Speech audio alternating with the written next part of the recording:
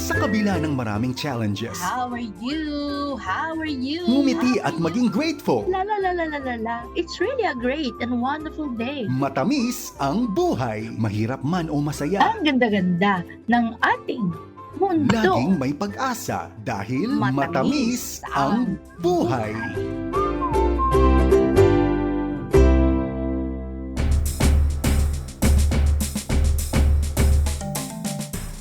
Good morning, good morning, good morning, good morning, good morning. How are you? How are you? How are you? Gandang umaga po sa inyong lahat.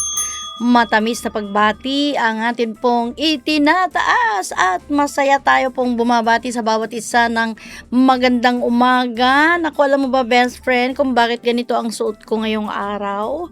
Kasi kasalukuyan akong nagluluto ng pakbet. Ayan, at usually po pag ako'y nagluluto, talagang nagsusuot ako ng apron. At dahil ako'y nagluluto, naaamoy ko yung aking niluluto, naglalaway ako.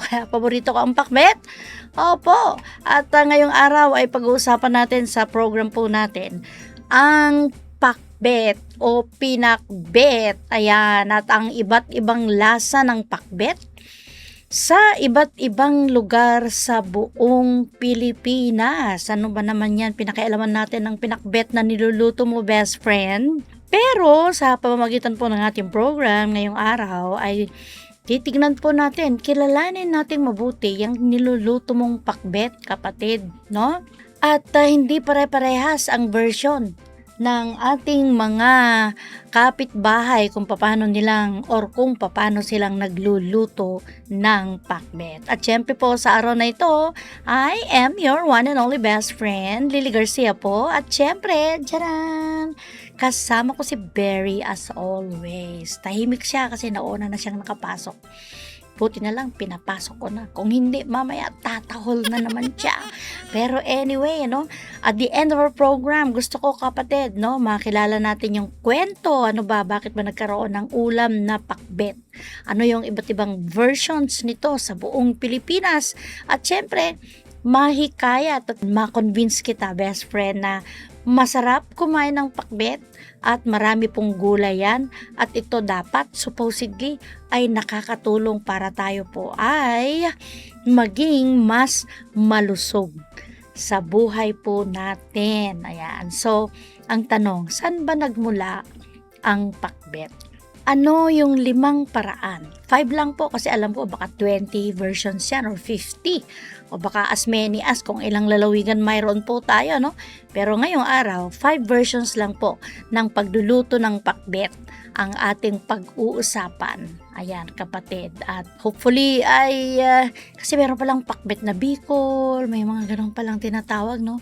Pakbet Ilocos, pakbet sa gata. O diba, kala mo, meron palang ganun, O, tapos meron pang tawag, lauoy, o diba? O utan sa Mindanao. Best friend, bakit mahilig ang mga Pilipino sa pakbet?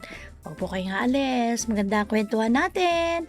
Dito lamang yan sa ating program. At syempre po, I am your one and only best friend, Lily Garcia po. Nandito ka sa ating program. Kising, matamis ang buhay.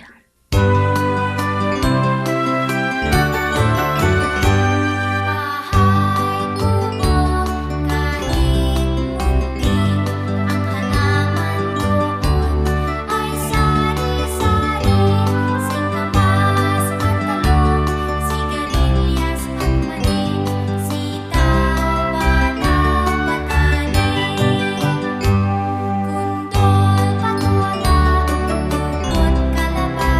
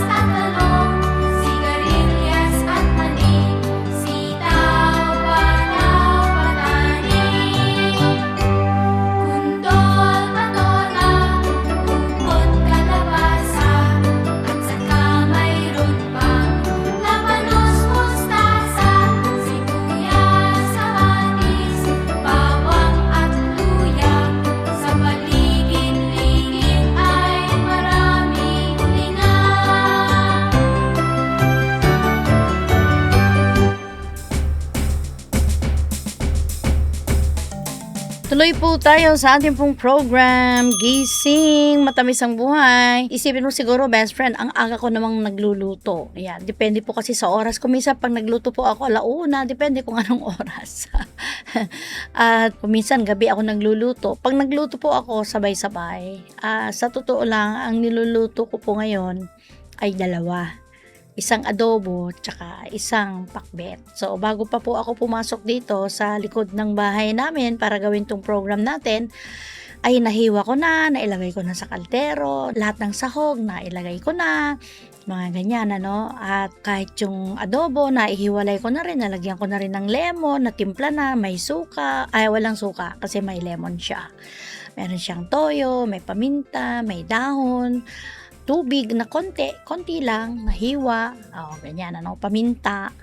Tapos yung ating pakbet, nalagyan ko na rin ng kamote. Yung version ko, kamote, sa sili, green sili, sibuyas, ampalaya, talong, sitaw, pero konti lang. Yun lang, yung sahog ng niluto ko ngayon. Kaya po ako nagluto kasi binigyan ako ni Virgie. Yung aking hipag. Binigyan ako ng hipon. Kinain namin kagabi yung iba pero may sobra. So yun po ang pinangsahog ko doon sa pakbet na niluto ko.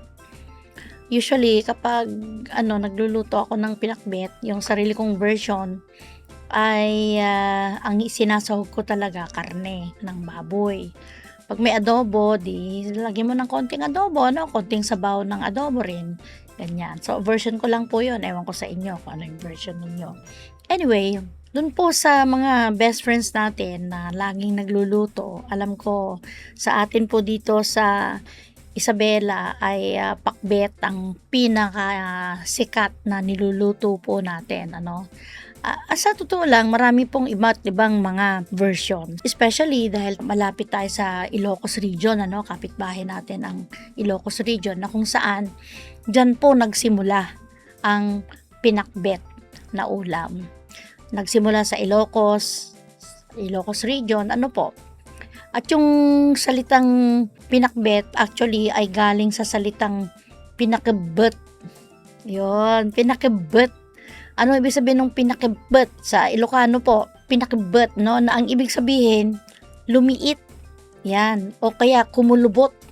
Yon sa Tagalog, through the years, hindi na tinawag na pinakbet, kundi pinakbet, sabi na nila. Pero ang ibig sabihin talaga nun, pinaliit na mga gulay.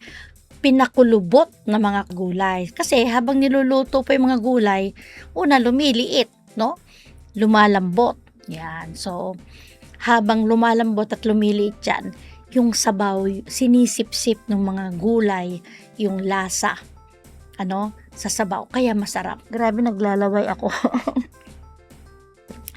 Yung original po na pakbet, ay ang ginagamit, bagoong na isda, fermented fish.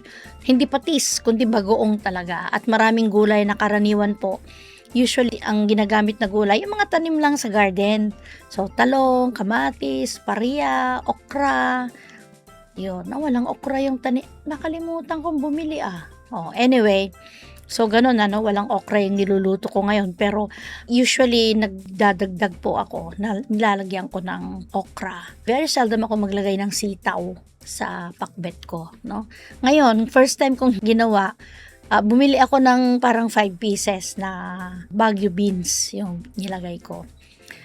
Kasi may nakita ako nagluto, pakbet, Baguio beans, pwede. Sige na nga, kasi kapatid naman ng sitaw yon, di ba?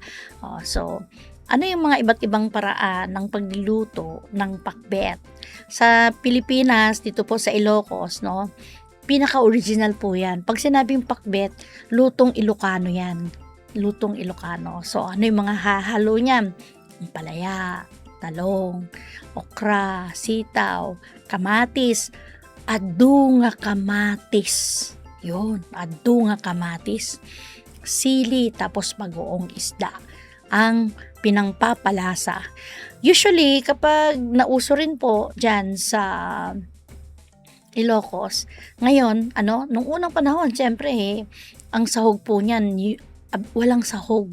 Maalala ko nung bata kami paminsan-minsan lang may sahog yung pakbet po namin. Pero ngayon, dahil na rin sa mayroong refrigerator tayo sa bahay, ay napreserve natin yung karne. So, pwedeng haluan ng karne. Yung iba, tinapa. Yung ibang pinakbet, tinapa. Pero usually, yun nga kapag bagnet, ito po yung sikat na uri ng pag-prepare at pagluluto ng bagnet sa Ilocos, yun ang hinahalo sa pakbet. Para sa po nagimas, tapos pag kinain mo, nagka-crunchy siya. O kaya yung iba, ang hinahalo po dyan, inihaw na tilapia. Inihaw na bangus. Yun. Yung iba, pritong bangus, no? Yung iba naman, katulad ng ginawa ko ngayon, hipon ang inilagay ko. Tanungin mo ko ilang pirasong hipon. Tatlong pirasong hipon lang. At hindi malalaki siguro mga 2 inches lang yung laki ng mga hipon. Pero alam ko magkakalasang masarap yun kasi masarap yung lasa ng hipon, di ba? Ayan. So, pwedeng ang sahog, madalas idinadagdag po dyan, hipon, bagnet, inihaw na isda, pwedeng bangus, pwedeng tilapia. Ganon, best friend.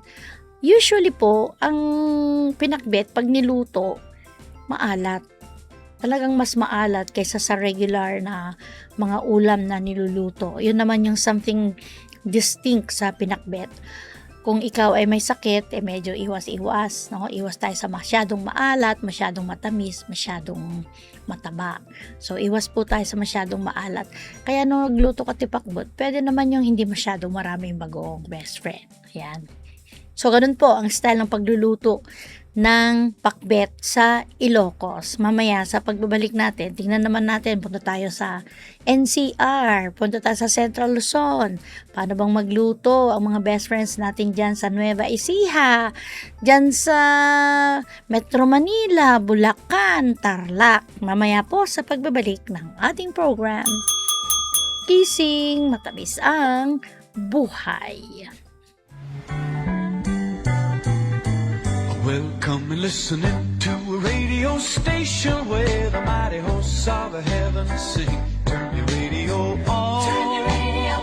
Turn your radio on. Turn your radio on. If you want to feel those good vibrations coming from the joy that His love can bring, turn your radio on. Turn your radio on. Turn your radio on.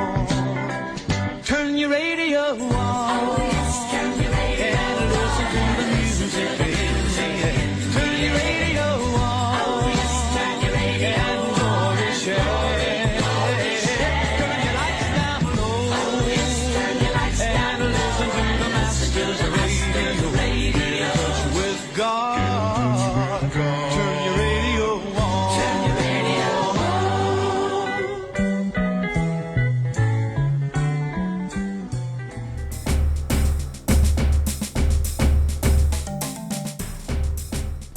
Tuloy tayo sa ating pong program, Gising Matamis ang Buhay. Kasama niyo po ang inyong one and only best friend, Lily Garcia, at kasama ko si Berry.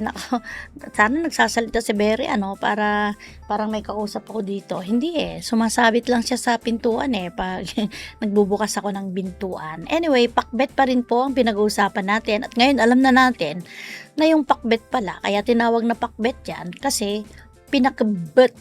Yun, Ilocano kasi yun pinakbet. Okay. So, dahil pinakbet na mga gulay yan, kaya ang dating overcook ang pakbet. Ako, personally, ayoko ng pakbet na na hindi overcook. Hindi overcook. Gusto ko talagang overcook siya. Yung bang talagang kulbot na kulbot. Diba? Ayan. So, ganon. Sa Central Luzon, iba naman po yung style nila. Sa kanila, ang halo po, kalabasa, may sitaw, may talong, ampalaya, okra, kamatis, bagoong alamang. Yon. Pag ganun pala, NCR pala yon, Central Luzon pala yon kapag bagoong alamang ang hinahalo. Gusto mo ba yon, best friend? May mga ibang tao po ayaw nila ng pakbet na bagoong alamang. Ako okay lang. Yung kalabasa at saka sitaw, okay din lang, pero hindi ko masyadong feel yan. Pero gusto ko yon, yung pakbet ko po, no, ay mayroong kamatis. At ay syempre may kamatis, merong kamote.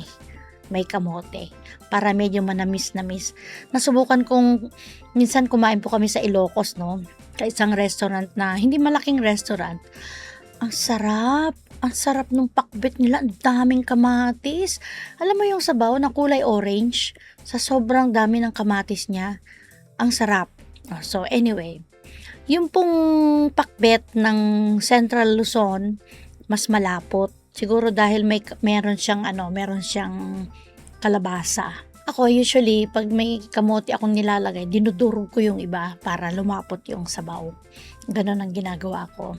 Tapos, ang sahog po nila, kung lechon kawali, ang katapat nung karahay, di ba? Sa kanila, lechon karahay. Yung bagnet pala, ang katapat nila, lechon kawali, o kaya pork belly. Ang kanilang halo. Ayan po. So, usually, yun nga, merong lechon kawali o kaya pork belly. Mas malapot ang sabaw, medyo mas matamis kasi nga may kalabasa. Yung pakbet ko matamis din kasi may kamote naman, no? At sa Central Luzon po, ginigisa nila. So, may bawang, may sibuyas. Yan. Ako nakalimutan kong sabihin, no? Yung pakbet ko merong luya. Pero hindi ko po ginigisa. Lahat, minsanan ko lang po ilagay. Lahat ng sahog. Ayan. Sa Bicol region, ang pakbet nila doon ay nilalagyan naman ng gata. Bicol, Southern Luzon, no? Ang gulay na inilalagay ay katulad din ng gulay natin. Lahat, no? Talong, kamatis, palaya, okra, sitaw, kalabasa. Ang difference, meron siyang gata. So, ganun din. Tapos, ang tawag nila doon ay kakanggata. Kakanggata. Madalas, ang dagdag na sahog, hipon, alimasag, tapos may sili. Ganun pala yun, may sili. So, ang labas ng pakbet sa gata, ang labas po niyan, syempre creamy, di ba? Creamy siya. Tapos, meron siyang konting anghang. Kasi nga nilalagyan nila ng sili. Yung pong siling nilalagay nila, ito po yung maanghang. Kasi 'di ba? Kilala ang Bicol bilang lugar na kung saan ang mga tao ay mahilig sa gata at saka mahilig sa sili. So nilagyan nila ng ganyang klase ng variation yung pakbet. Tapos sa kanila may sabaw. Yung kanilang pakbet. Kasi sa atin, sa inyo, walang sabaw. Sa akin, may sabaw kasi. Gusto ko yung sabaw eh. Ayan ha, best friend.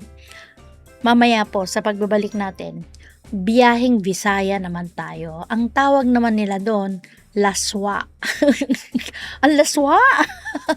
Pero may ibang, siyempre, laswa, Bisaya, yun, Hindi po yan, hindi po yan pangit pakinggan sa atin na Tagalog pangit ang ibig sabihin ng laswa, dirty. Pero sa kanila po, yan ay isang uri ng pagkaing pakbet. Balikan natin ang kwentuhan na yan dito sa ating program, Kising Matamis ang Buhay.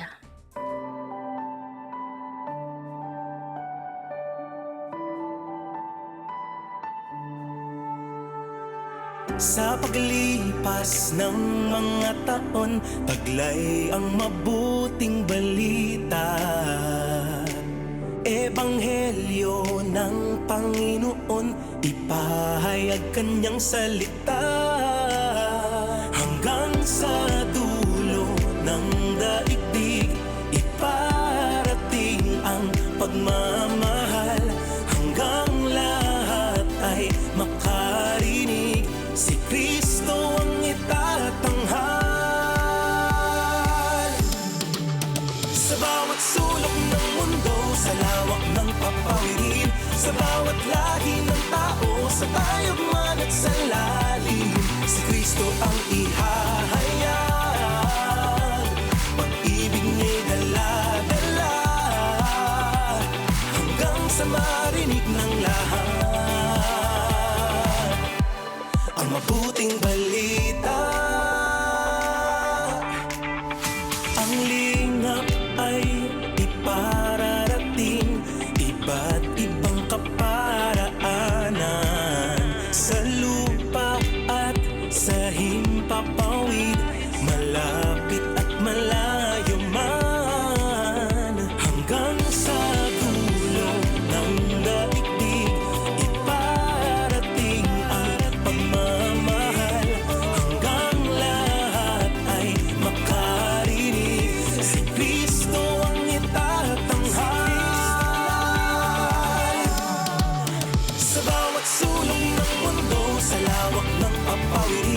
Sa bawat lahi ng tao, sa tayak man at sa lalim, si Kristo ang ihahayag. Pag-ibig niya'y dala-dala, hanggang sa marinig ng lahat ang mabuting balita.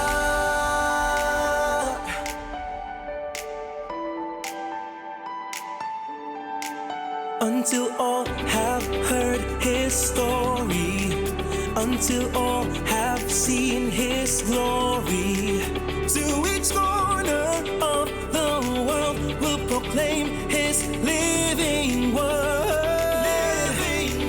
Until all have heard His story, until all have seen His glory, to each corner of the world will proclaim His living word. Proclaim His living word.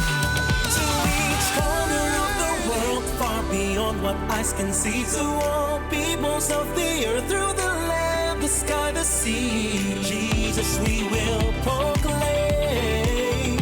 His steadfast love we will share, till all have heard, till all have good news. Sa bawat sulok ng mundo, sa lawak ng papawirin, sa bawat lahi ng tao, sa tayak man at sa lalim, si Kristo ang ihahayag.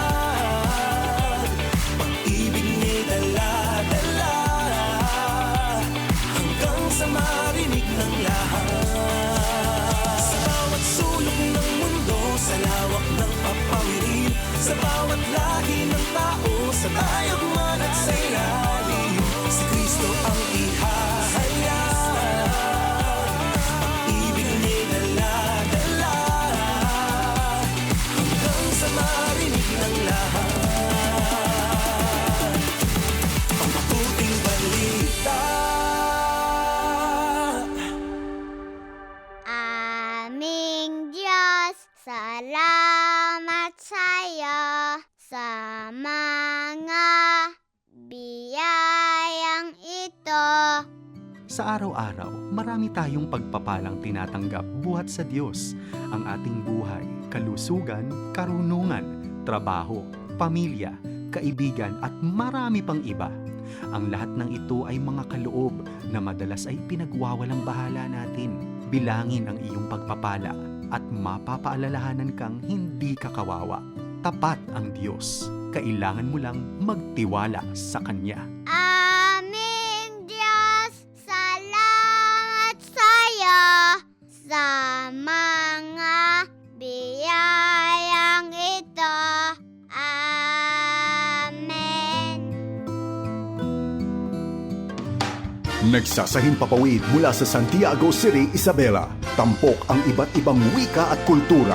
Nagpapahayag ng mensahe ng pag-asa mula sa Panginoong Hesukristo.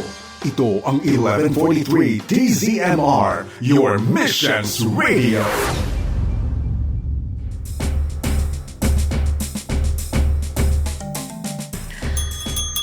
Tuloy tayo sa ating pong program, Gising Matamis ang Buhay. Nandito ka pa rin sa 1143 DZMR. Tayo po ay member kapisanan ng mga broadcaster ng Pilipinas. Pinag-uusapan pa rin po natin ang pagkain na pakbet. Pinakbet, kuribet-bet. Ayan, at galing na po tayo ng Ilocos, pumunta na tayo ng Central Luzon, kakatapos natin sa Bicol. Ngayon, sakay po tayo ng barko, pupunta tayo sa Visayas. At sa Visayas, ang tawag po nila, walang exact, no? Walang exact na ibig sabihin yung pakbet. Sa kanila, laswa ang tawag, no? Kung may sahog sa Bicol, sa Visayas po, ang tawag nila, laswa. So, ito, hindi siya eksaktong pakbet. May variation, di ba? Pero ito po, yung pinakamalapit na kamag-anak ng pakbet kung pupunta ka ng Visayas. Oh, naririnig ko na yan dati, pero ito pala yung sahog niya, ano? Kalabasa, okra, talbos. Hindi ko alam kung ano yung talbos. Talbos ba ng kamote yan? Talbos ba ng mga gulay na ano, no? Alugbati, may alugbati siya. May sitaw, may patola. Ang layo na, no? Adayo na pananan. Pero ang tawag dyan, laswa. Madalas, ang sahog ng luto na yan, ay dinadagdag po, ay hipon, tapos dilis, o kaya tinapa. O, ayan, best friend. Ang ginagamit po nila na pang-alat, ano po, ay asin, o kaya patis. Hindi po sila gumagamit ng bagoong. Yan. Mas maraming sabaw ito. Hindi katulad ng sa atin, sa pakbet natin sa Ilocos na kukunti ang sabaw. Kailangan papigain mo, no? Yung gulay para magkaroon ng sabaw. So, hindi rin siya masyadong maalat. Yung laswa, hindi siya masyadong maalat. Mas magaan kumbaga sa panlasa po natin. Yan. Sa Bisaya po yan, no? Pagdating mo naman sa Mindanao, yung laswa, naging lauoy. Lauoy. O utan ang tawag nila sa Mindanao. Lauoy o utan. Ano ang sahog nito? Ito natikman ko na. Kalabasa, malunggay, talong, sitaw, okra. May malunggay, best friend. Sabagay yung ibang pakbet po natin, may ano pa nga eh. Ano na nga yung yung mabango, no? Mabango na buto. So, ito may variation din. Kalabasa, malunggay, talong, sitaw, okra, walang ampalaya. Pero may malunggay. Di ba? May talong, may sitaw pa, may okra, walang parya, at walang kamote. Ayan. Usually, ang sinasahog po dyan, isda. Sa Mindanao yan, isda, hipon, alimasa. Sa bagay, marami po sila dyan. Yung mga lalo na sa mga tabing karagatan. Yung sabaw ng lauoy, sa Mindanao, mas malinaw yung sabaw. Kasi usually, ang pinangahalo po nila dyan, kung hindi patis, asin, no? At basically, nakatuon yan sa lasa ng gulay. Very popular yan po, Very popular. Although Mindanao, ang geographical position ng lauoy, yan ay niluluto din po sa Cebu, Bohol, at iba pang bahagi ng Mindanao. Ayan. Pero bakit ba mahilig ang mga Pilipino sa pakbet? Bakit kaya, Una, madaling lutuin. Ako, nadadalian po ako sa pakbet. Alam niyo kung bakit? Kasi minsan mo ilagay eh. Kasi nga overcook, it's okay. Lagay mo muna sa ilalim. Ako, nilalagay ko muna sa ilalim. Yung style ng pagano ko, kamote muna. Tapos ampalaya. Tapos, kung may sitaw yung isusunod ko. Pero kung wala, magkakatabi na yon, okra, asili, tapos sibuyas, nasa ibabaw yung kamatis na marami. Ayan.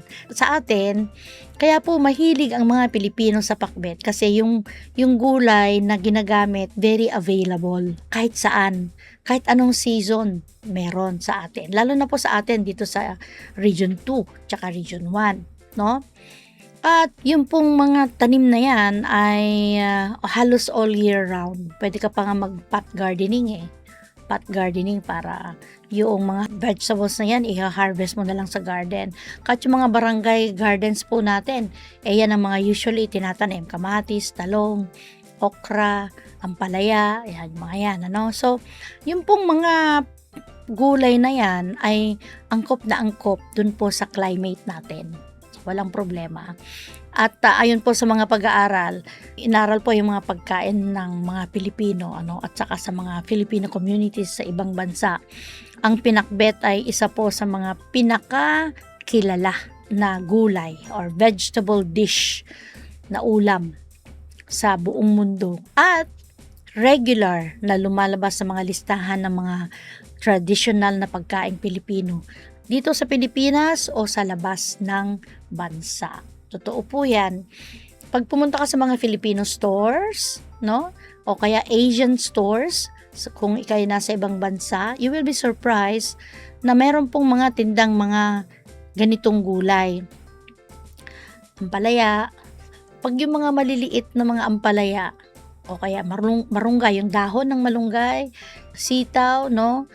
Usually frozen yung mga yan. Pero pag meron naman, ako grabe ang lalaki. Ang lalaki ng mga kalabasa, lalaki ng mga talong, lalaki ng mga okra nila, ang hahaba, kamatis, ang lalaki din po ng mga kamatis nila. Ayan. At mayaman po ang mga gulay na yan ng vitamin A, vitamin C, vitamin D, fiber, potassium. Ayan. So, angkop ang mga gulay na yan sa climate po natin. Ayan. Kaya, yung pong popularity ng pakbet goes beyond the Philippine soil. Diba? Saya, no? So, nakikita po ang pinakbet sa ibang mga bansa. Lalo na doon sa mga lugar na maraming Pilipino, meron din pong mga ibinibenta na mga ganitong ulam sa Amerika, sa Canada, Middle East, Australia. Basta may Pinoy. Mga lugar na maraming Pinoy, may mabibili kang pakbet. Pwede kang mag-uwi, pwede kang mag-order sa Asian market, magpaluto ka ron. No, may variation nga lang, katulad nga ng sinasabi ko sa inyo, pwede pong may variation. Yung gata is another variation. So, ikaw ba, best friend, gusto mo ba ng pakbet? Kung gusto mo ng pakbet, no? Actually, tinanong ko si ChatGPT kung gusto ba niya ng pakbet. Alam yung sagot niyo sa akin? Wala naman akong panlasa. So, okay lang. Hindi daw nakakapili si ChatGPT ng pakbet. O tignan nyo artificial intelligence marunong sumagot, no? At wala daw siyang favorite na food. Sabi niya, hindi daw niya favorite ang, basta wala, kasi wala nga siyang panlasa. So, ngayon, ang ang pakbet po kasi, yung pagkain kasi natin is culture bound. Anong ibig sabihin nun?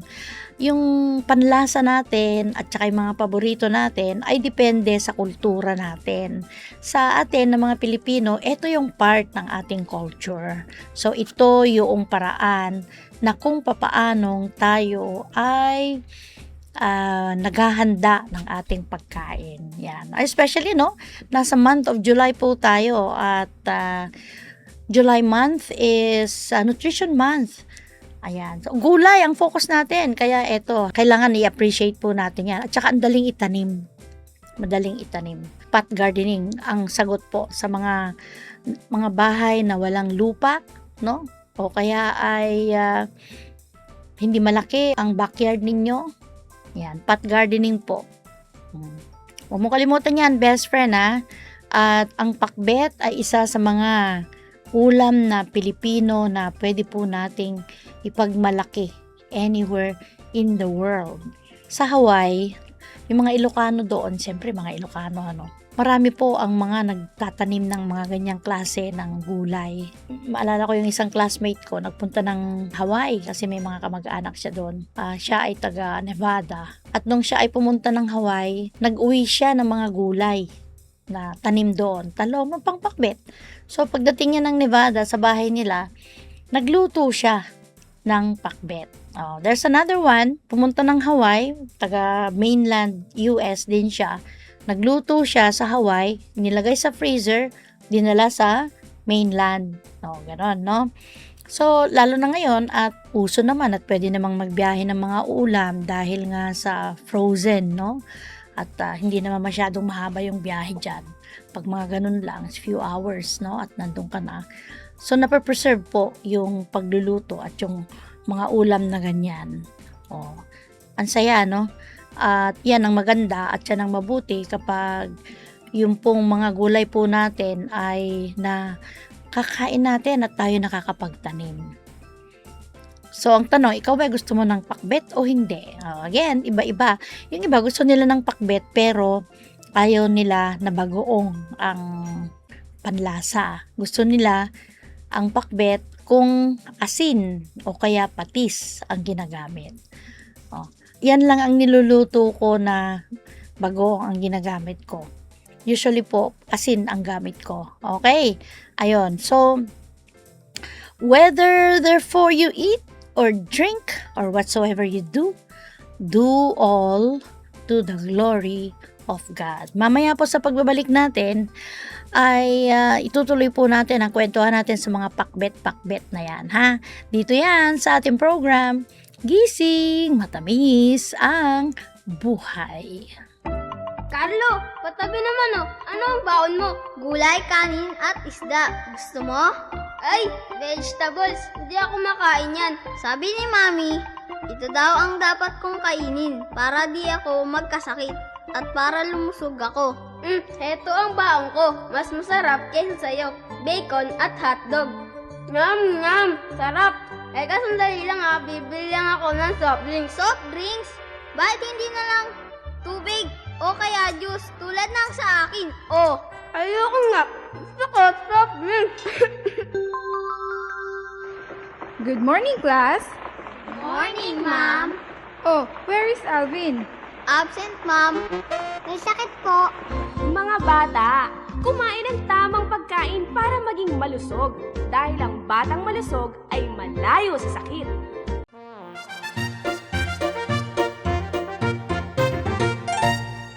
Isang paalalang hatid ng 1143 DZMR. Tuloy tayo sa ating pong program, Gising, Matamis ang Buhay. Nandito ka pa rin, best friend, sa 1143 DZMR. Pakbet ang pinag-usapan natin. I'm pretty sure na iba-iba yung ating mga taste, no? Tungkol sa pagkain na gusto natin. Hopefully, maturuan natin yung mga anak natin na kumain ng gulay sa halip na yung mga karne, yung mga preserved canned goods, delata, corned beef, hot dog, yung mga binibili po natin. Ito, comment ko lang ito.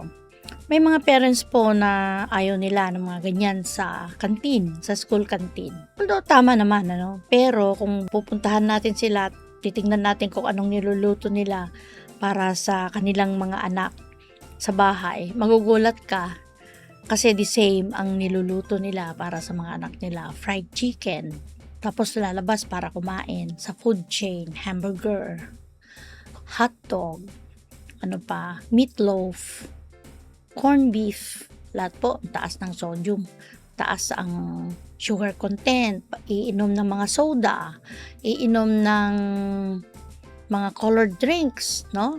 So eventually, yan po ay nagsasuffer yung kaya maraming sakit na lumalabas.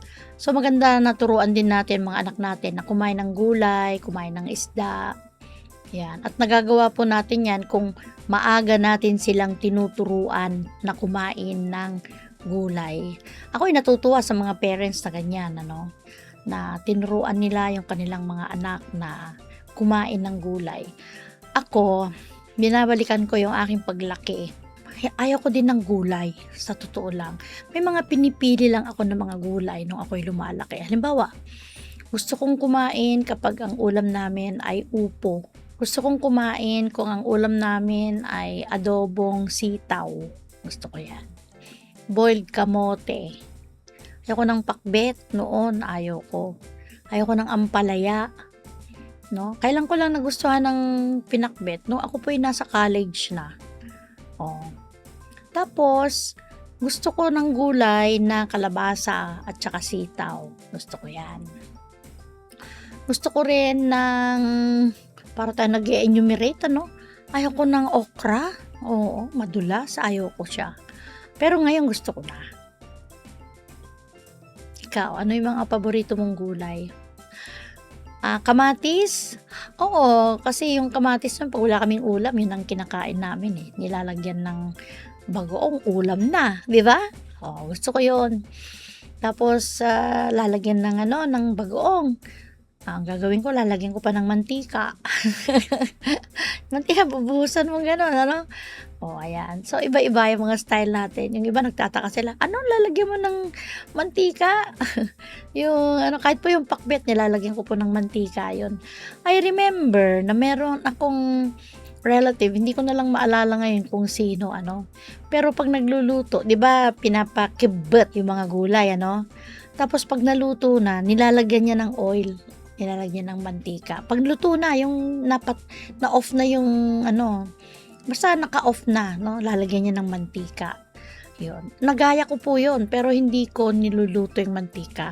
Yung mantika, nilalagay ko mismo sa plato ko. Yung pag nalagay ko na sa pinakbet, doon sa plato ko, tsaka ko lalagyan ng mantika. Ganon. Ang mahirap lang sa pakbet, yun nga, huwag pong masyadong maalat. Kasi hindi po mabuti yon sa kalusugan natin. O, ayan ha, best friend. Hopefully, ay nagustuhan mo yung kwentuhan natin, best friend. At nagkaroon tayo ng masayang kwentuhan. At mag-experiment ka sa pagluluto ng pakbet. Meron palang tinatawag na lawoy, utan, laswa, pakbet pala lahat yun. No? Hindi nga tayo pumunta ng Pampanga pero basically ang Pampanga para pong Central Luzon pa rin yan. Ano? Ang gamit nila ay alamang na isda, ang pinampapalasa po nila. Ngayong buwan ng July, enjoy po natin ang maraming gulay. Alam ko, yung mga schools, meron silang tinatawag na Malunggay Festival, Kalabasa Festival. Ayan, at kung ano-ano pang mga festivals, sana hindi lang pang July, no? Sana hindi lang pang July, best friend. Dito lang sa ating program, Kising Matamis ang Buhay.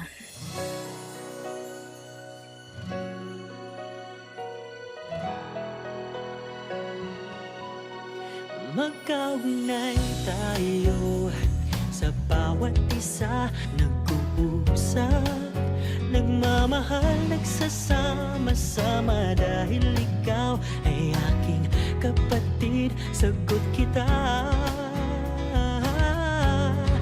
Magkaugnay tayo sa pagmamahal kay Kristo, pag-ibig at kalinga niya na nagmula sa Ama ang nagpatibay ng ating pagsasama.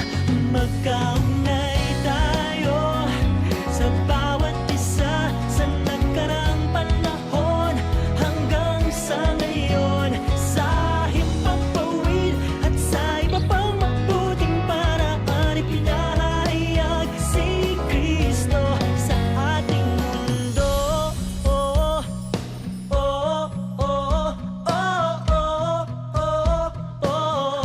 Magkasama tayo, magkaugnay tayo sa pagmamahal kay Kristo, pag-ibig at kalinga niya na nagmula sa Ama ang nagpatibay ng ating pagsasama.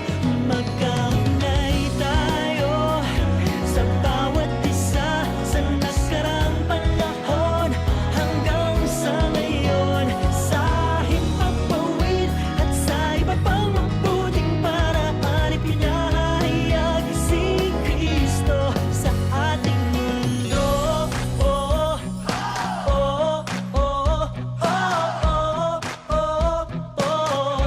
Magkasama tayo. Magkaugnay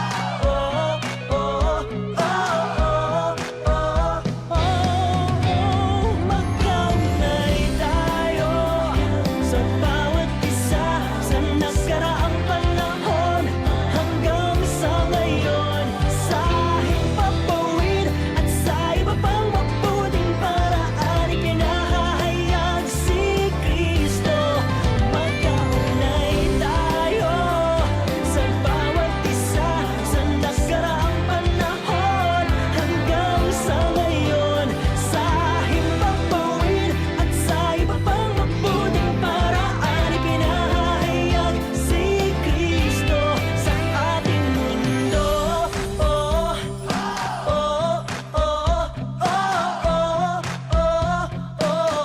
Magkasama tayo.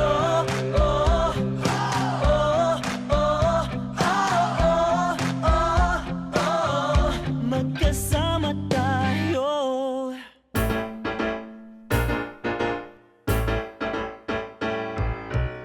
Pagbati Corner. Yes, yes, yes. Binabati natin ang mga best friends natin na tapos nang magluto.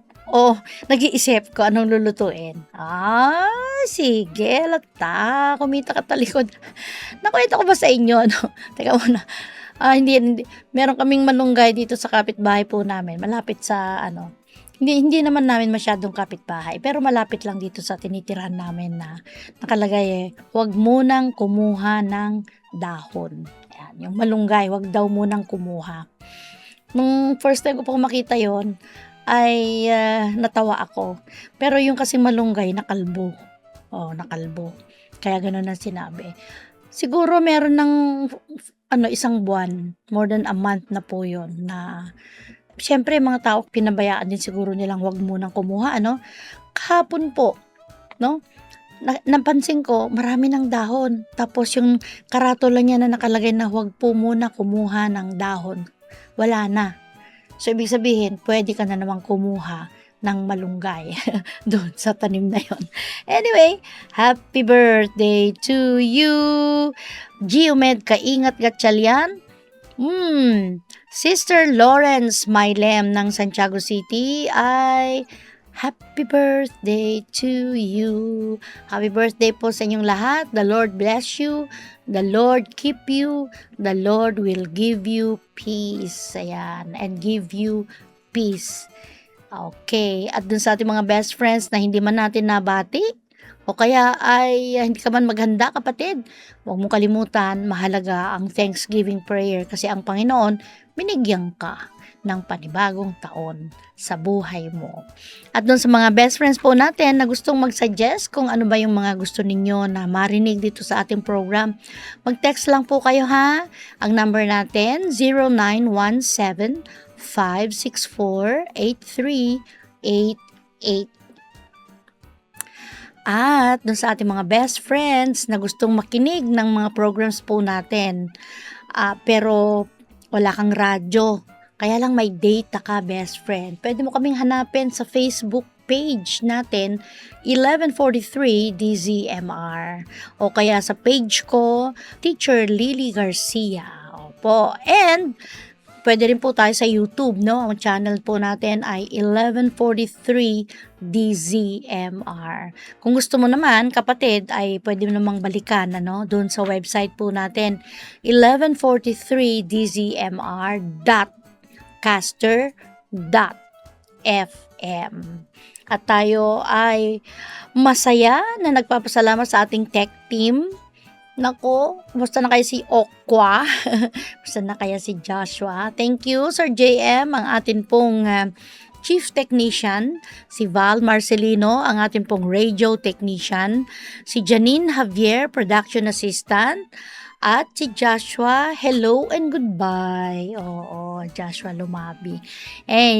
Text lang po kayo ha, mag-text po kayo. Ang number po natin, ulitin ko lang, 0917-564-8388. Dito lang yan sa ating program. Kising, matamis ang buhay.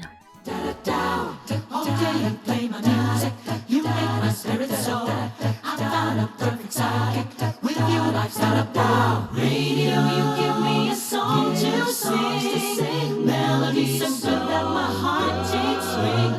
Bosom buddies, best friends from beginning to end. My radio, my radio. Bosom buddies, best friends from beginning to end. You and I.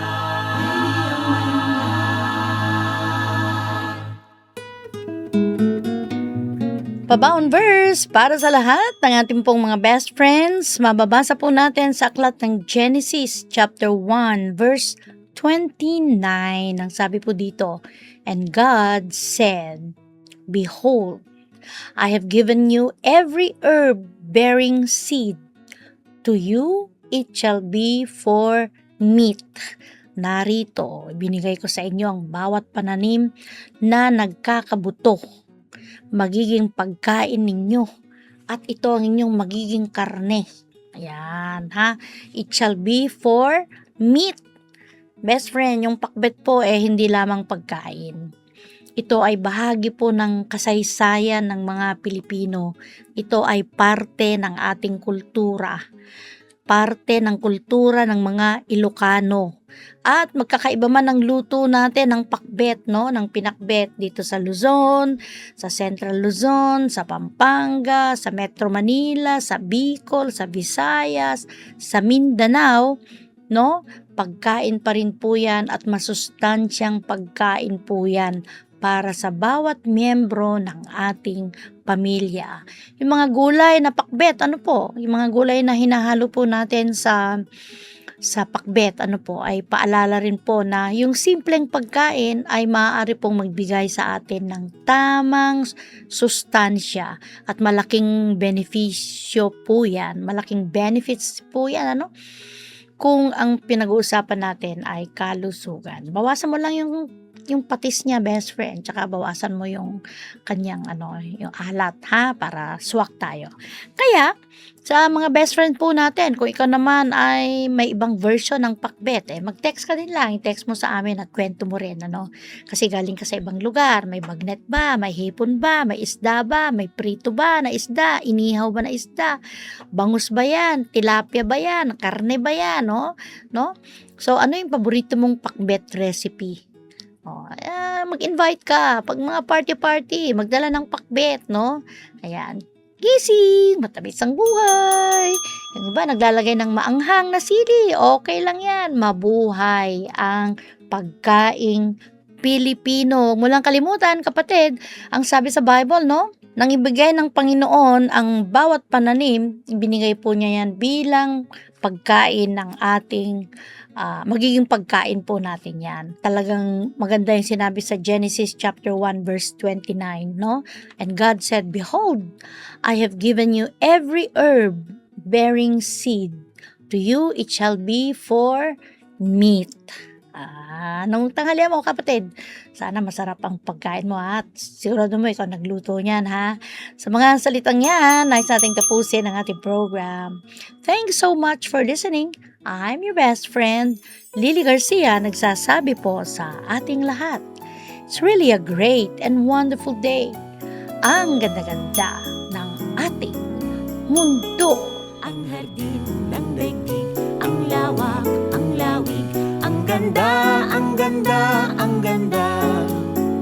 May puti, may pula, may lunti, may ginto. Ang ganda ng mundo. Ang ganda ng kalikasan, yamang buri, umaapaw. Dapat nating alagaan, kupkupin araw-araw. Ang hardin ng daigdig, ang lawak, ang lawig, ang ganda, ang ganda, ang ganda.